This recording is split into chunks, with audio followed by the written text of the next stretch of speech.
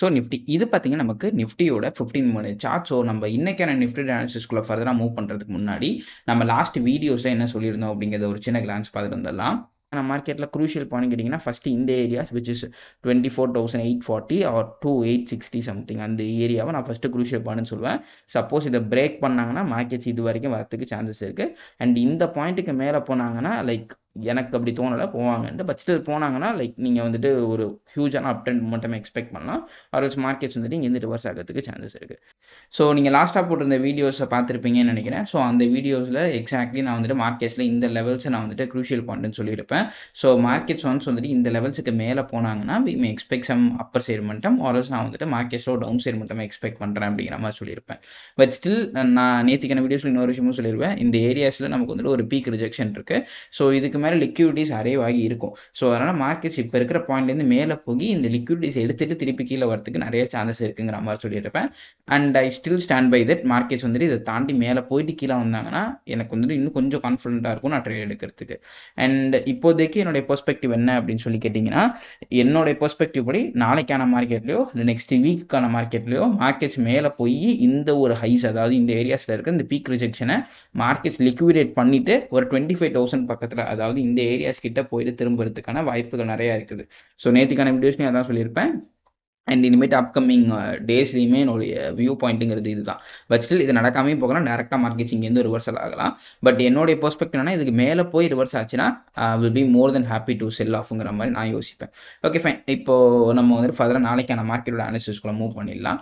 And நான் இன்னொரு விஷயம் சொல்லணும்னு நினச்சேன். இன்னைக்கு காலையில் நம்மளோட டெலிகிராம் குரூப்பில் என்னால் மெசேஜஸ் போட முடியல, அப்டேட்ஸ் கொடுக்க முடியல. So sorry for that. நான் இனிமேட்டு கண்டினியூஸாக போட ட்ரை பண்ணுறேன். லாஸ்ட் வீக்கோ 2 நாள் கொடுக்க முடியல. I'm so sorry. அண்ட் இன்றைக்குமே வீடியோஸ் ஆல்மோஸ்ட் வந்துட்டு 10 மணிக்கு தான் வரும்னு நினைக்கிறேன். ஸோ அதெல்லாம் கொஞ்சம் டிலே ஆகிடுச்சு. I'm so sorry for that. நான் இதுக்கப்புறம் கன்சிஸ்டண்ட்டாக அண்ட் டெலிகிராம் குரூப்லையுமே நான் அப்டேட்ஸ் போட ட்ரை பண்ணுறேன். சப்போஸ் டெலிகிராம் குரூப்பில் யாராச்சும் ஃபாலோ பண்ணாமல் இருந்தீங்கன்னா லிங்க் டிஸ்கிரிப்ஷனில் இருக்குது, செக் அவுட் பண்ணி பாருங்கள். ஸோ நம்ம ஃபர்தராக இன்றைக்கான மார்க்கெட்டோட அனாலிசிஸ்க்குள்ள மூவ் பண்ணுறதுக்கு முன்னாடி நம்மளோட கிளாஸை பற்றி ஒரு சில விஷயங்கள் நான் சொல்லிட்டு வந்துடுறேன்.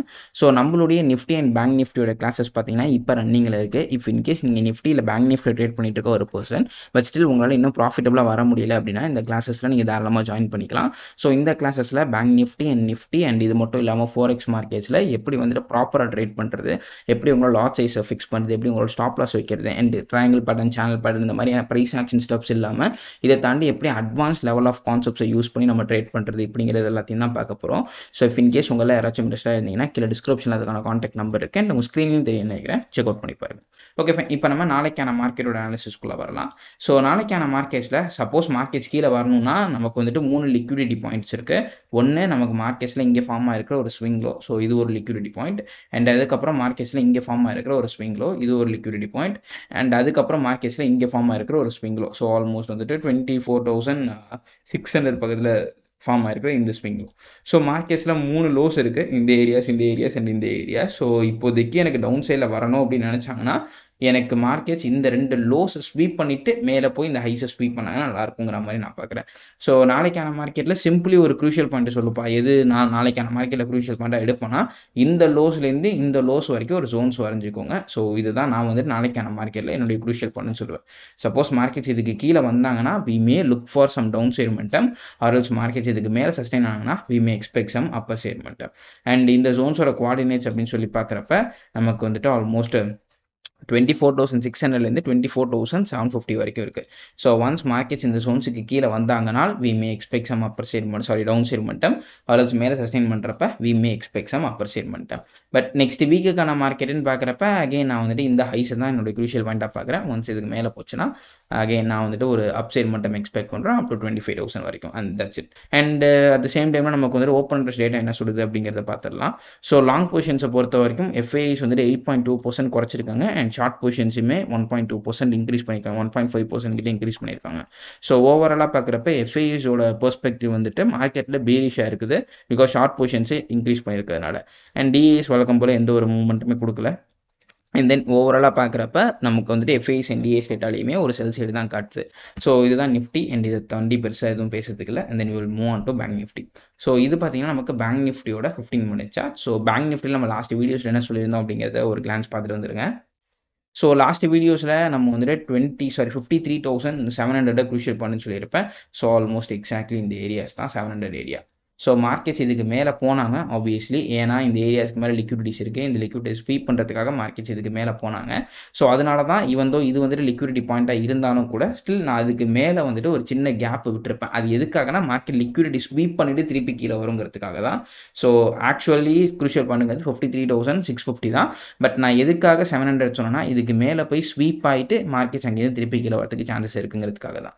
ஸோ சப்போஸ் நீங்கள் இந்த ஏரியாஸில் ஒரு ரிவர்சல் ட்ரேடிங்காக பண்ணியிருந்தீங்கன்னா ஐ திங்க் 53,700 பக்கத்தில் நீங்கள் வந்துட்டு ஒரு ரிவர்சலுக்காக எக்ஸ்பெக்ட் பண்ணியிருந்தீங்கன்னா, லைக் நீங்கள் லோ டைம் ஃப்ரேமில் ஒரு மார்க்கெட் ஷிஃப்ட் பார்த்து 5 மினிட்ஸ்ல 3 மினிட்ஸ்ல ஒரு மார்க்கெட் ஷிஃப்ட் பார்த்துட்டு இந்த ஏரியாஸில் என்ட்ரி பண்ணியிருந்திருக்கலாம்.